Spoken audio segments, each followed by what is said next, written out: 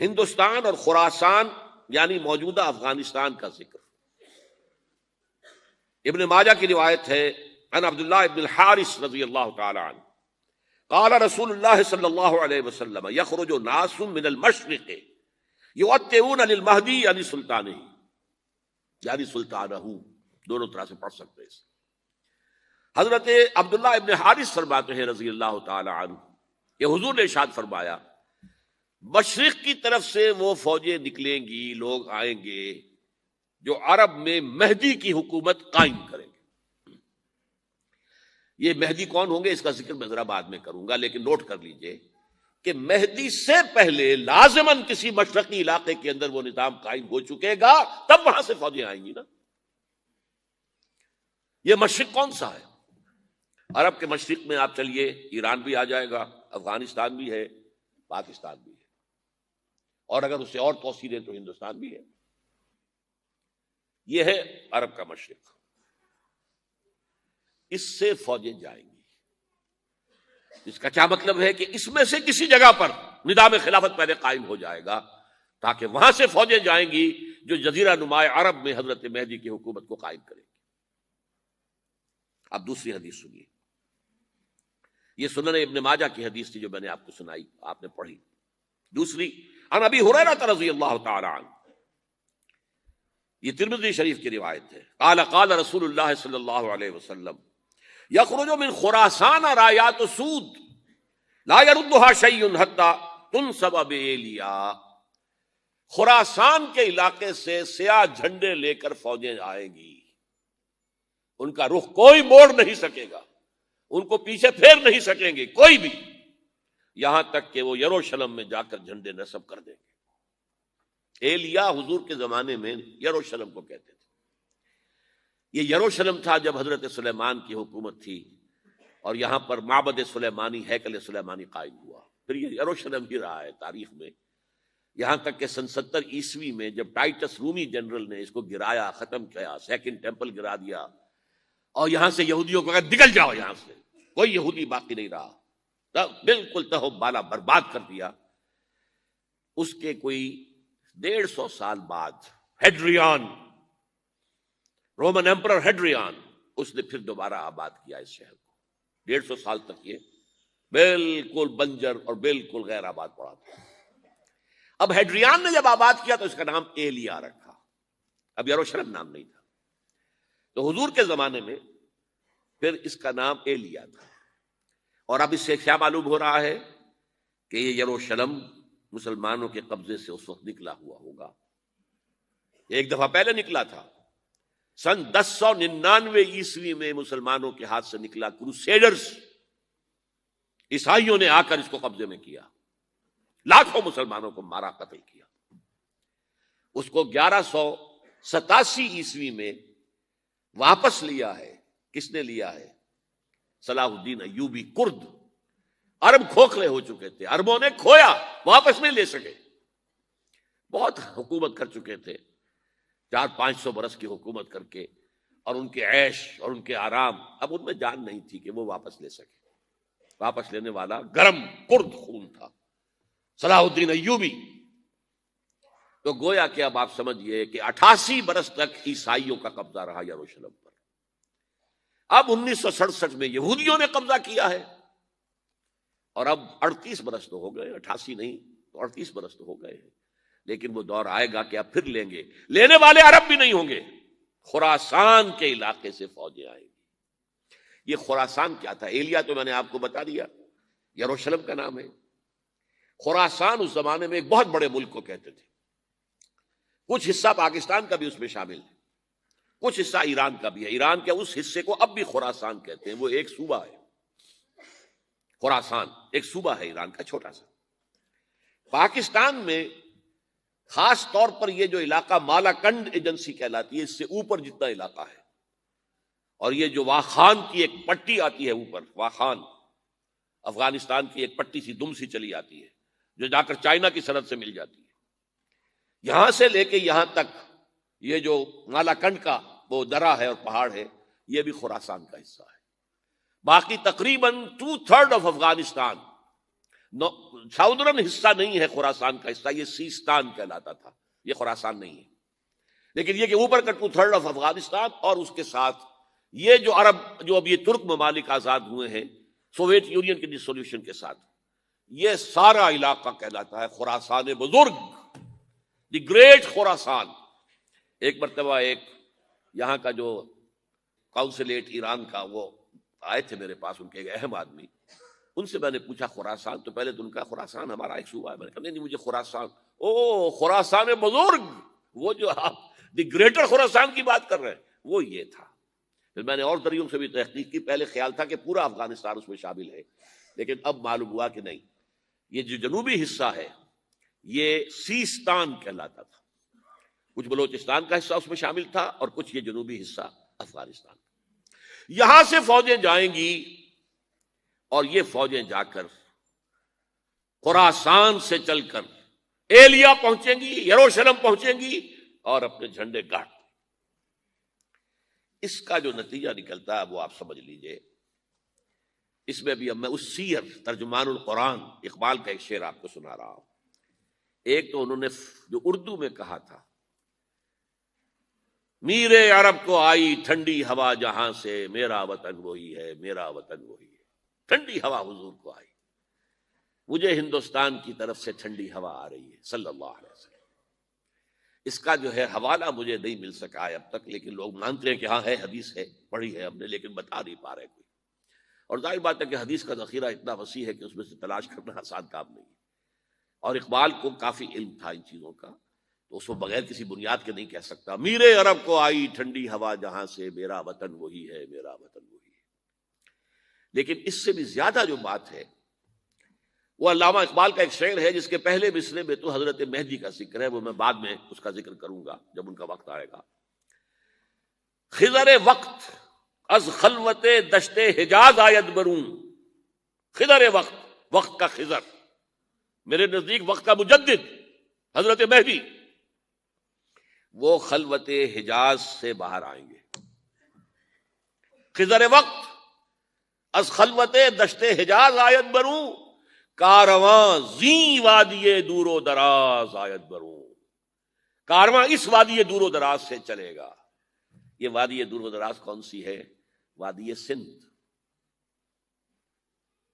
وادی سندھ کا تصور پتہ نہیں آپ کو کیا ہے، آپ کو معلوم ہونا چاہیے کہ وادی سندھ، یہ سارے ٹریبیوٹس جو آ رہے ہیں، جو وادی اس دریائے سندھ میں مل رہے ہیں، جیسے ایک درخت ہوتا ہے اور اس کی شاخیں ہیں، وہ تو درخت کے تنے سے نکلی ہیں۔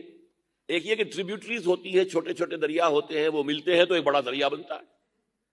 یہ ٹریبیوٹریز مشرق سے بھی آ رہی ہیں سندھ میں، اور مغرب سے بھی آ رہی ہیں۔ افغانستان کا جو مشرقی حصہ اسی وادی سندھ کے اندر ہے، اور یہ موجودہ پاکستان، بلکہ اس میں سے کچھ حصہ جو ہم چھوڑ چکے ہیں، ہم سے نکل گیا دریائے ستلج تک، یہ اس وادی سندھ کا حصہ ہے۔ کہاں آ رہا ہے ستلج؟ سندھ میں، اور بیاس تو ستلج میں پہلے ہی آ گیا، راوی آ گیا، چناب آ گیا، جہلم آ گیا، سب سندھ میں پہنچ گئے، بٹن کوٹ میں سب پہنچ گئے کہ نہیں پہنچ گئے؟ اوپر سے یہ دریائے سوات آ رہا ہے، یہ دریائے دیر آ رہا ہے، یہ دریا فلاں آ رہا ہے، یہ دریا فلاں آ رہا ہے، سب دریائے کابل میں ہو کر کہاں پہنچے؟ سندھ میں۔ اوپر سے دریائے ہنزا آ رہا ہے، دریائے گلگت آ رہا ہے، کہاں آ کر گرے؟ سندھ میں۔ پھر یہ جو دریا آ رہے ہیں، جو ہمارے جو ہے درائے گومل سے چلا آ رہا ہے، ٹوچی چلا آ رہا ہے، کہاں جاتے؟ سندھ میں۔ یہ پوری وادی ہے، یہ افغانستان کا مشرقی حصہ جو پختون ہے، 100% پختون، وہ در حقیقت وادی سندھ کے اندر ہے۔ یہ دو طرف سے وادی سندھ۔ کارواں زیں سے مراد ازیں، کارواں ازیں وادی دور و دراز آیت برو، فوجیں یہاں سے جائیں گی حضرت مہدی کی حکومت قائم کرنے کے لیے۔ خضر وقت از خلوت دشت حجاز آیت برو، کارواں زیں وادی دور و دراز آیت برو۔ یہ ہے اس سیر کا۔ حالانکہ یہی شخص ہے جو اپنے خطبات کے اندر نفی بھی کرتا ہے کہ یہ مہدی اور وہ یہ سب تصورات جو ہیں یہ کوئی صحیح نہیں ہے، اور یہ پرانی کوئی روایات چلی آ رہی تھی، ہر مذہب میں تصور ہے، اس طرح کی بات کہی ہے۔ جب عقل سے بات کرتا تھا تو اس میں ٹھوکریں کھاتا تھا۔ جب دل سے اس کے یہ سیلاب کے معنی چشمہ ابھرتا تھا دل سے اس کی شاعری کا، اس میں ہوتے تھے وہ حقائق کہ جو ابدی ہے۔ اس پر جو اشفاق صاحب ہوتے تھے ہمارے ہاں، اشفاق احمد ادیب، ڈرامہ نگار، تلقین شاہ، انہوں نے بڑی پیاری بات کہی تھی، اگرچہ ان کا مذاق اڑایا تھا روزنامہ نوائے وقت نے، بات بڑی پیاری تھی۔ اقبال ایک دن کا اقبال تھا، ایک رات کا اقبال تھا۔ دن کا اقبال فلسفی تھا، وہ اپنی عقل سے غور و فکر کرتا تھا، اس کا حاصل تو ہے وہ لیکچرز، خطبات، ان میں بہت سی باتوں پر علماء کو شدید اعتراض ہے۔ ایک رات کا اقبال تھا، اسے الہام ہوتا تھا، سیلاب آتا تھا شاعری کا، اور وہ اقبال جو ہے اصل اقبال ہے۔ اور اس کو کہا اقبال نے خود، ڈاکٹر یوئنگ ہوتے تھے جو پرنسپل تھے ایف سی کالج کے، ان کے نام سے یوئنگ ہال اب بھی موجود ہے نیلا گنبد چوک میں، ایک ہاسٹل بنایا تھا انہوں نے، یوئنگ ہال۔ ایک دعوت میں سب جمع تھے، ڈاکٹر یوئنگ بھی تھے، علامہ بھی تھے۔ یوئنگ نے بڑا تیکھا وار کیا کہ ڈاکٹر اقبال، ہم نے سنا ہے کہ آپ جیسا آدمی بھی وربل ریولیشن کا قائل ہے۔ کو پہلے مسئلہ سمجھ لیجئے ورنہ واقعہ سمجھ میں نہیں آیا تھا۔ ایک ہے وربل، وحی باللفظ، قرآن کے بارے میں ہمارا عقیدہ یہ الفاظ اللہ کے ہیں۔ ایک ہوتا ہے وحی، لیکن اس وحی میں لفظ جو ہے وحی کا نہیں ہوتا، بلکہ وہ انسپیریشن کہلاتی ہے، کوئی بات آپ کے ذہن میں ڈال دی گئی، آپ نے اپنے الفاظ میں اس کو ادا کیا۔ تو یہ سمجھتے ہیں کہ وحی جو ہے یہ ہمیشہ وحی باللفظ وربل نہیں ہوتی، یہ عیسائیوں کا عقیدہ ہے۔ اور وہ عقیدہ کیوں بنایا ہے؟ اب ایک بات سے بات نکل رہی ہے، انجیلیں 100 سے زیادہ تھیں، اب بھی کم سے کم 4 کو کینونیکل کہتے ہیں، تو ان چاروں میں اختلاف ہے، تو کون سی انجیل ہے؟ میں جب پڑھتا تھا میڈیکل کالج میں تو میں نے منٹگومری میں ایک بہت بڑا کمیشن ہے، اور تو وہاں پادری صاحب سے مسٹر وائٹ جا کے میں نے کہا کہ which one of these is Bible? اب جواب آپ سنیے، ذہانت کا شاہکار ہے، none of them is Bible. Bible is in them. ان میں سے کوئی بائبل نہیں ہے، بائبل ان کے اندر ہے۔ یعنی جو مفہوم عیسیٰ کو وہ خدا سمجھتے ہیں اور ان کو اپوسلز کہتے ہیں، یہ نبی تھے حضرت عیسیٰ کے، رسول تھے، یہ متی ہوں یا جون ہوں جو بھی ہیں، اپوسلز ہیں۔ تو جو حضرت عیسیٰ نے ان سے کہا وہی کی، انہوں نے اپنے الفاظ میں اس کو ادا کیا ہے، لہذا علیحدہ ہو جائے گا وہ اپنا، جیسا کہ احادیث کے اندر ہے۔ تو اقبال سے کہا کہ اقبال، ڈاکٹر اقبال، میں نے سنا کہ آپ بھی وربل ریولیشن کے قائل ہیں۔ کہ بالکل، اور مجھے تو ذاتی تجربہ ہے، مجھ پر جو شعر اترتا ہے وہ الفاظ میں ڈھلا ہوا ہوتا ہے، میں تبدیلی کرنا چاہوں تو نہیں کر سکتا۔ چپ ہو گیا یوئنگ، اب آگے کیا بولے گا یوئنگ؟ تو بہرحال اقبال کا یہ شعر جو ہے رات کے اقبال کا شعر ہے، یہ اس اقبال کا جس کو الہام ہوتا تھا۔ خضر وقت از خلوت دشت حجاز آیت بروں، کارواں زی وادی دور و دراز آیت بروں۔ اب میں نے اب تک تو یہ ڈسکس کیا ہے قرآن، حدیث، سنت اور ایک ترجمان القرآن کے حوالے سے۔ اب آئیے عالمی حالات کے حوالے سے دیکھیں۔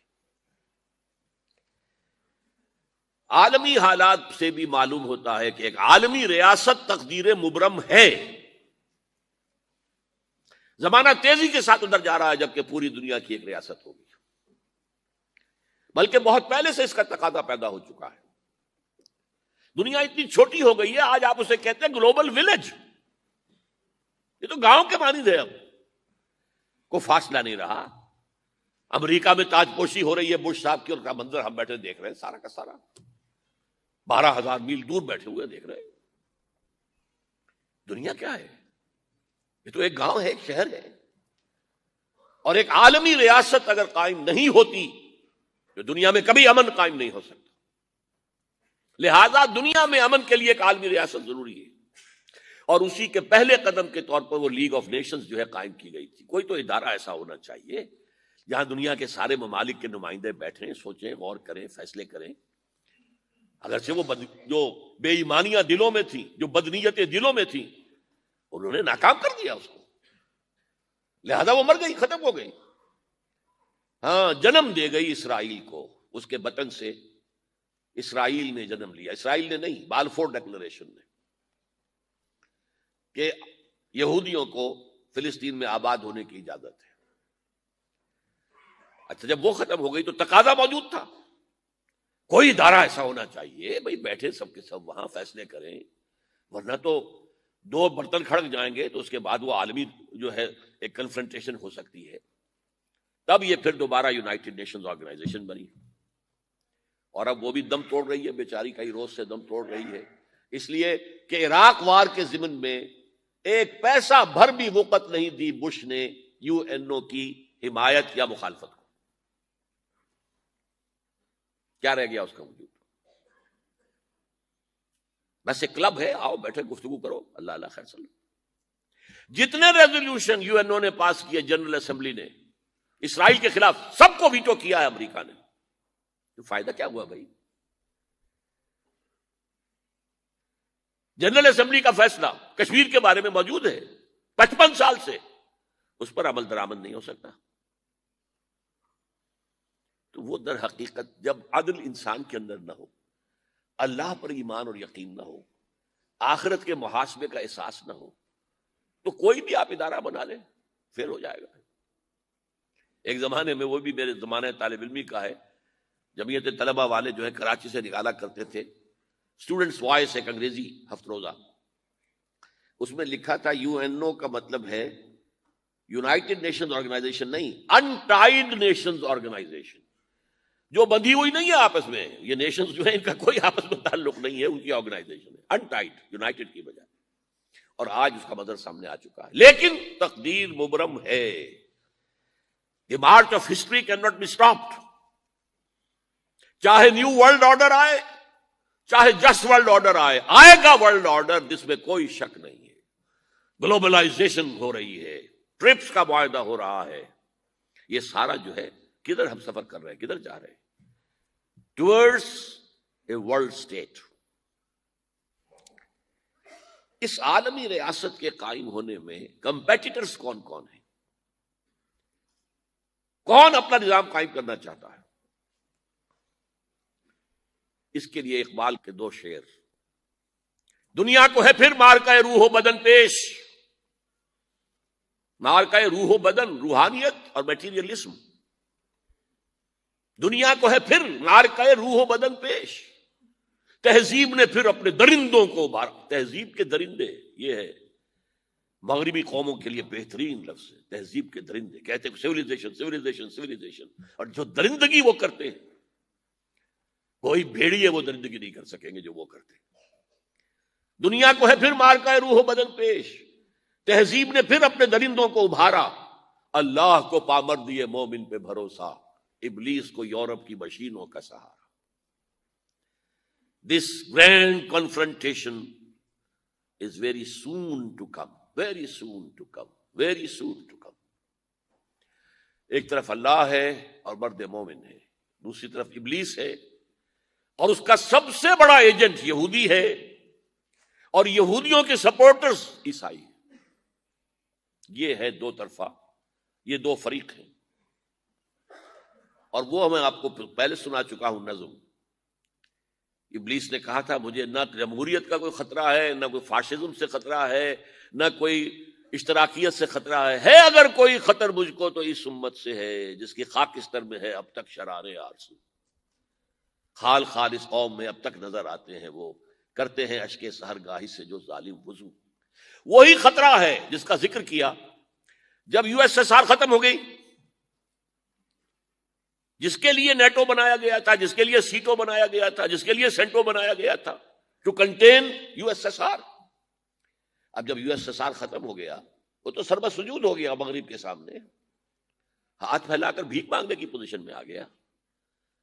اس وقت اثر نو نیٹو کو آرگنائز کر رہے ہیں، ایکسٹینڈ کر رہے ہیں، تو کسی نے پوچھا چیف آف دی نیٹو سے کہ یہ اب آپ کو کس بات کا دے؟ ہمیں مسلم فنڈامنٹلزم سے خطرہ ہے، وہ جو ابلیس نے کہا وہی اس نے کہا، ہمیں اندیشہ ہے مسلم فنڈامنٹلزم سے، لہذا ہمیں چوکس رہنا ہے اور مضبوط کرنا ہے اور تکڑے ہونا ہے۔ یہ ہے در حقیقت ہے اگر کوئی خطر مجھ کو تو اس امت سے ہے جس کی خاکستر میں ہے اب تک شرارے آرزو۔ اب دیکھیے، ایک طرف میں نے بتایا ایک یہودی ہیں اور ان کے خواب ہیں. خواب کیا ہیں؟ گریٹر اسرائیل قائم کرنا، جس میں تقریباً پورا مڈل ایسٹ آ جائے گا. بدلیں زندگی.